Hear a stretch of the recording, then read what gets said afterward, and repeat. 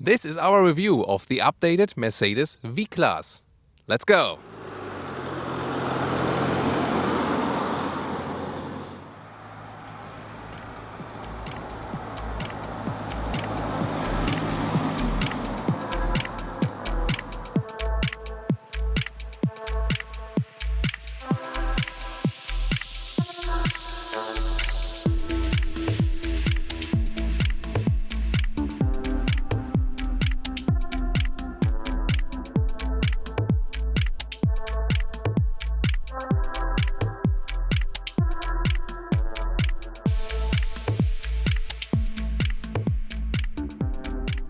Taking a look at the front, all new Mercedes V-Class facelift versions look a little bit different here in the front grille. Also, this lower graphic has been changed, looks a little bit sportier. This one here is the base version. And also the Avant-Garde or Exclusive, they also carry those two double fins. And here now you can see that both Avant-Garde and Exclusive line have this chrome accentuation in the lower part. And this vehicle here is also equipped with the optional LED lamps. So there's halogen, LED, and then the LED high beam in the rear. Then you can see the three different lengths of the Mercedes V-Class. You could say small, mid-size and big, but they call it compact, large and extra large. And the interesting thing is the first two ones, they share the same wheelbase. The biggest one has an extra long wheelbase. And the length is 4.89 meters or 192 inches for the first one, 5.14 meters or 202 inches for the middle one, and this one here 5.37 meters or 211 inches. Those ones are the base 17-inch wheels. You get 18 and then also 19, and here we are. So those ones then are the 19-inch wheels. The rear has not been changed very much with the facelift. Well, what's interesting is here again, that was the base model with the normal tail lamps. And those ones here are the ones where all the LED in the front. And then you also get this more modern tail lamp scheme. This is also which looks visually different than here in the facelift.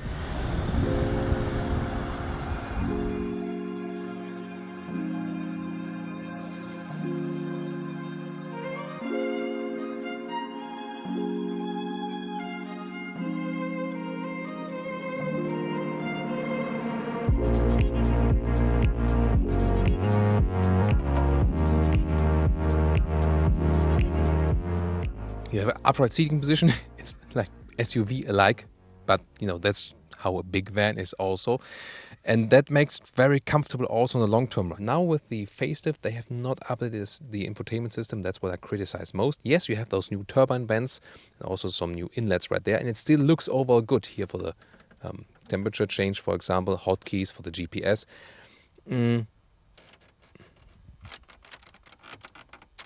It should be also a little bit better as for the processing quality when you really press it hard.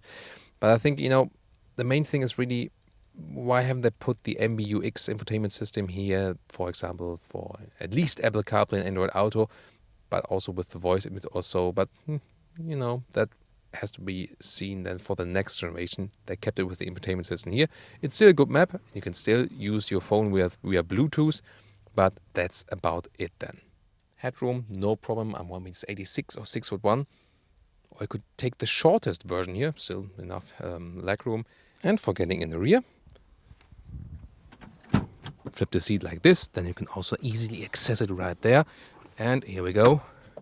And see here, with 6 adults, even no problem already here in this shortest version. Well, you cannot really say how much is there left in trunk, but as the seat setup is, as we've shown you, it's like this. Here we see it.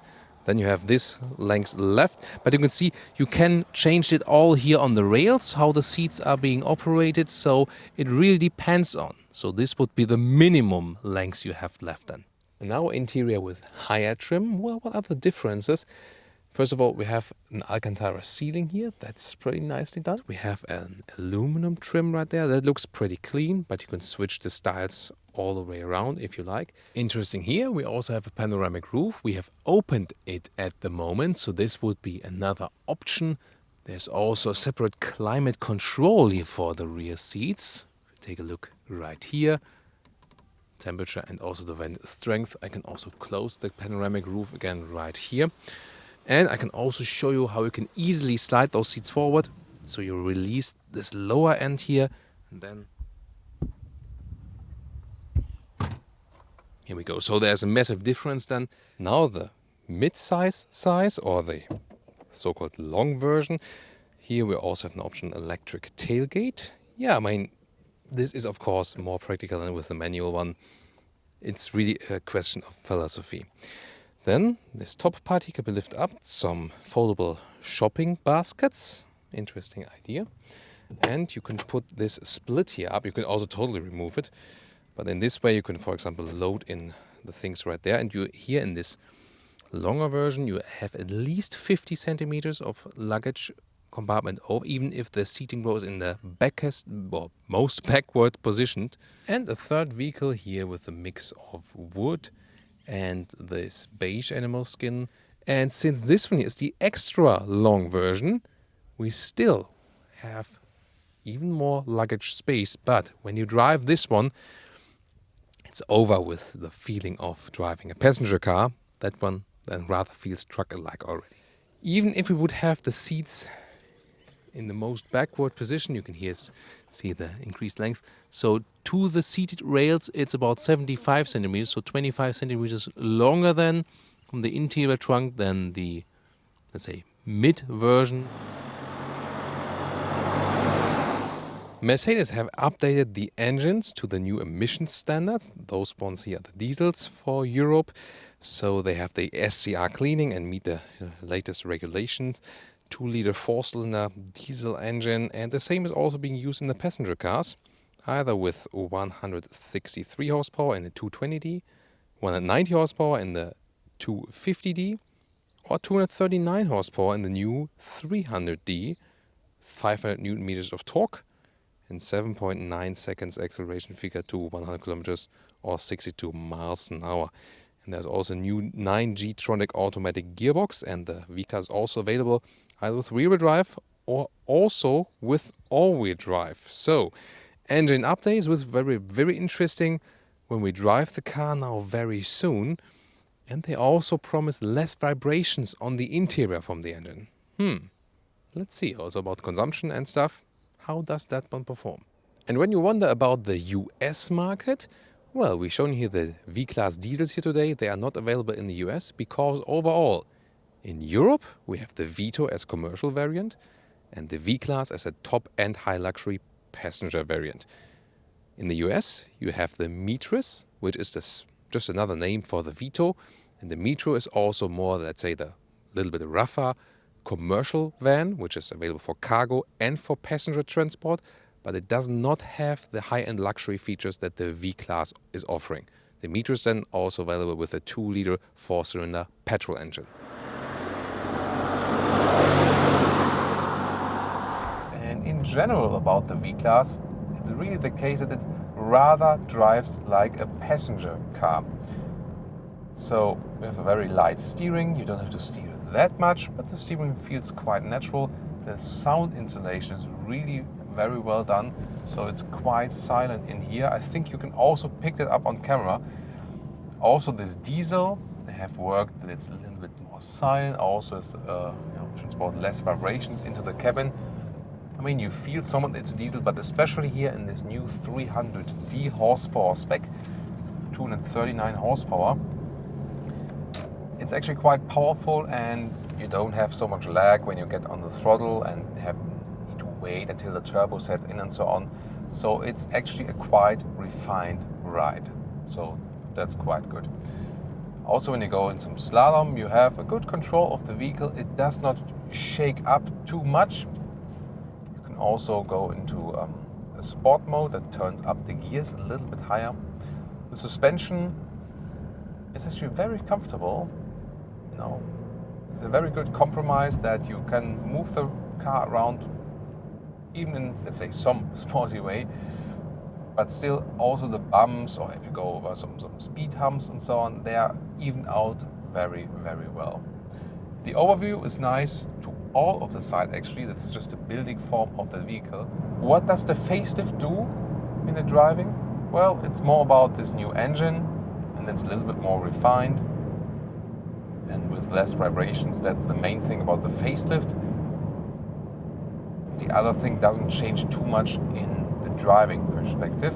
So now on those corners, I really have to say it's actually quite fun. And again, back to the comparison with the T6, I feel the V-Class is sitting a little bit lower on the road than the T6. Again, this accounts for this passenger car feeling.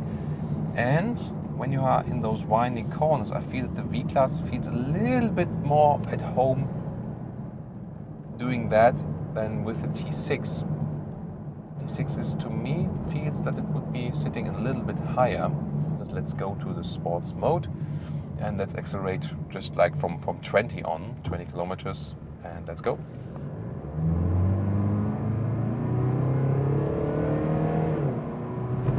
And that was already 80 kilometers an hour. So, quite decent. This one is the rear-wheel drive model. There is also an all-wheel drive available. Estimation is that this will top up the consumption about 0.5 liters on 1 kilometers. All-wheel drive always boosts the consumption a little bit, depending on the car, more or less. The all-wheel drive would be making sense if you have some plans for winter trips with the vehicle and maybe snowy conditions or some semi-off-road stuff. Of course, always nice to have the all-wheel drive, but it's not really necessary since this one is rear-wheel driven, not a super performance car, and you have a lot of weight on both axles.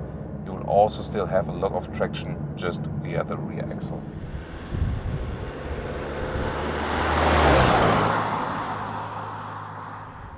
And now to our conclusion for today with the Mercedes V-Class in the recent facelift. Well, the facelift did not change too much. A little bit on the front, a little bit on the interior. As for the styling, important are the new diesels, that they're all on the newest regulation standard. Consumption-wise, I would have liked to see a little bit more improvement. However, the power improvement is quite significant for the 300D, especially if you were driving, for example, with heavy load or with a lot of passengers all the time and want to be a little bit faster on the motorway, for example. The key thing about the V-Class in general is that it's really passenger car-like. It drives very silently, good noise insulation. The handling is actually quite good. It's still fun to drive this vehicle. And from noise insulation and driving agility, I think also a little bit better than the Volkswagen T6. Whereas this one recently had a facelift with a better infotainment system, for example. So both surely have their pros and cons, yeah. Here they lacked to update the infotainment system. That's probably the biggest disappointment with the facelift here. Other than that, we've shown you different versions. I really like the fabric seats and the more base version of the V-Class. Then you can also keep the price a little bit lower and still have a very interesting and flexible vehicle. With the luxury VIP package, everything, then it gets super, super expensive. So yes, together with the T6, top of the segment, but also price-wise, top of the segment. That's the catch for that. So, what do you think about the V-Class facelift?